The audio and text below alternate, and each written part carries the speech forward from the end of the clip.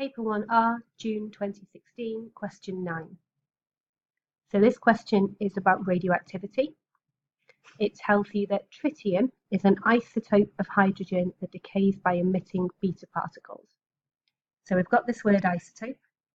So it's a type of hydrogen where it's got the same number of protons as all hydrogen atoms have, which is 1, but it might have different numbers of neutrons. It tells you that it's emitting a beta particle, which, as you remember, is an electron, but one that comes from the nucleus of a radioactive particle. And it tells you that tritium is used in some luminous signs. So luminous means light emitting. So part A1 says the symbol for tritium is 3,1 hydrogen.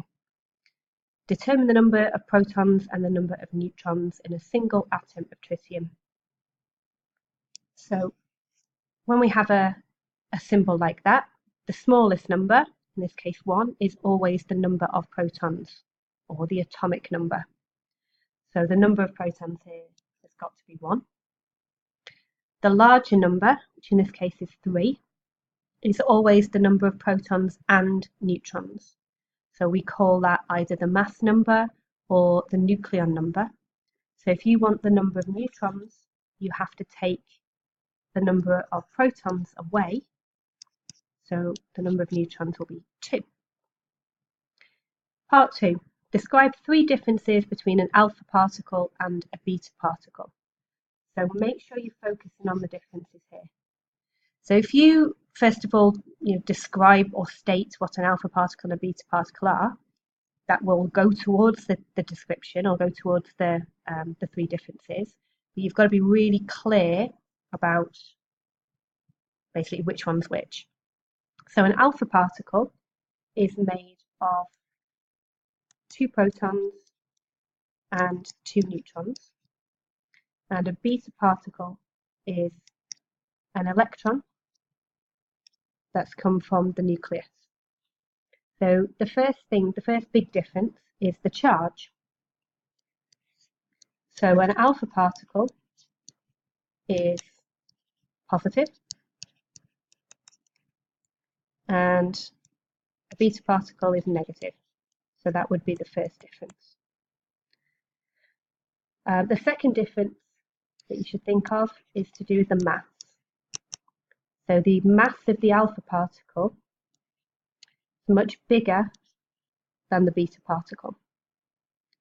A third difference might be that the beta particle is it's -1 charge, relative charge, whereas the alpha particle is +2 relative charge. So I should have said this would actually count as a difference as well, stating the structure of both the alpha particle and the beta particle. Got to be both of them though, because it's a difference between them.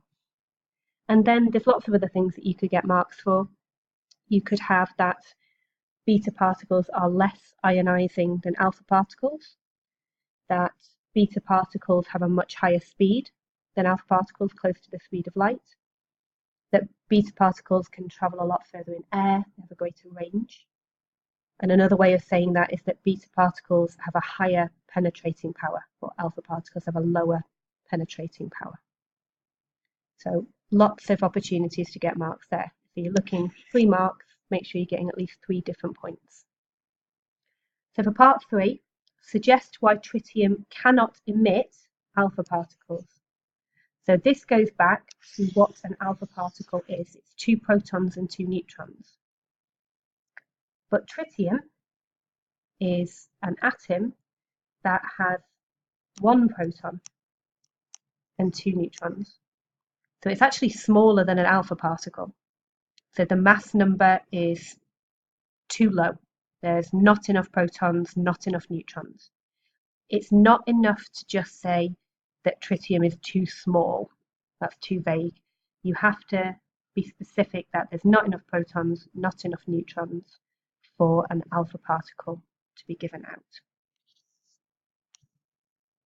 Okay. So this is one of those questions where you've never really been taught about, luminous signs. but it's asking you to try and figure out what's going on from the information they've given you in the question. So tritium is used in this exit sign.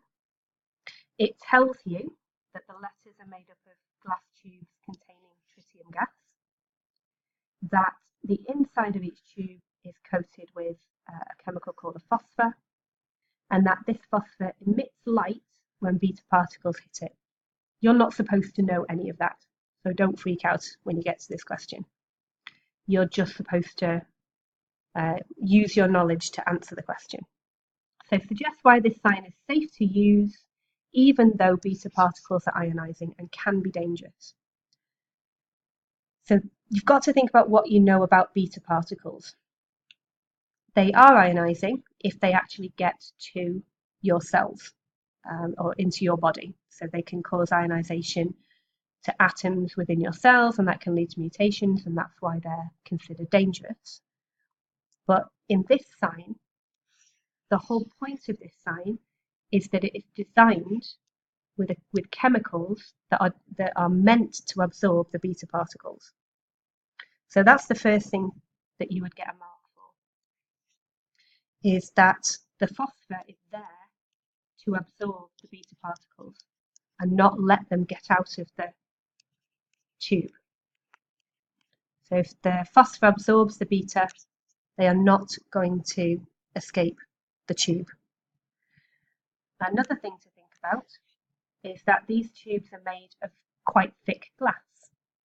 And you learned that beta particles, while they can travel further than alpha particles, they still get absorbed quite easily by thin aluminium. So knowing that, it would be logical to think that the thick glass of the tubes will also absorb betas and will absorb any beta particles that are not absorbed by the phosphor coating on the inside of the tube. And then number 3, if you needed a number 3, is that any beta particles that were not absorbed by the phosphor, were not absorbed by the thick glass, even if they managed to get out, they're not going to travel very far in air. So they will probably be absorbed by the air around the sign. So the likelihood of any beta particles actually making it out of the sign and travelling far enough to be dangerous is very small. Part C. So this gets into the activity of the tritium now. And we have got a decay curve there, usual shape. We've got activity on the y-axis and time on the x-axis, and this time it's in years. So explain what is meant by the term half-life. Now you should have learnt word for word definition of half-life. So you've got 2 choices. Both of them start with the time taken. Okay? And that actually gets you your first mark. Very generous. So the time taken, I'm going to go for half of the radioactive nuclei or atoms to decay. So you've got to have that in there, and obviously you've got to have something to do with half in there. With atoms, you could swap that word for nuclei or isotopes, or even sample, the radioactive sample to decay. And the other version that you could have is the time taken for the activity to halve. Right, part 2, use the graph to estimate the half-life of tritium, show your working. So it's for 2 marks. So one of those is for making it really clear what you're doing. So draw all over the graph, make it really obvious. So the original activity is 1200. So if we want to find the half-life, we go down to half of that original activity, 600. We draw a line across until it reaches the curve, and then we draw a line down. And that time there is the half-life. Now with my dodgy looking drawing, that looks to be about between 13 and 14 years. I'm going to go for 14 years. Now, what I would do, although the mark scheme doesn't actually say this, is I would do it again, just to be sure. So go down to 300, go across again and down, and then that's another half-life. So just double check there. So that looks also about 14, 15 years. And then, as I said, for this particular question, they didn't give you marks for taking an average, but I've seen other questions where they do, lots of other questions. So it would be good to maybe take an average there. You're not going to lose marks for repeating your readings. So part D, the manufacturer of the luminous sign claims the sign will work for more than 20 years. The minimum activity required to emit sufficient light is 400 counts per minute. It says evaluate the manufacturer's claim. So is he telling the truth or not? So 20 years, 400 counts. So we need to look back at the graph. Now, if you have this sample of tritium and it's starting off at 1200 counts, and we look at the count rate at 20 years, and we go across, it's just above 400. So the activity at 20 years is just above 400. Now the manufacturer claims that it will work for more than 20 years and that the minimum activity is 400. So yes, the manufacturer is not lying, because from the graph at 20 years, the activity is more than 400.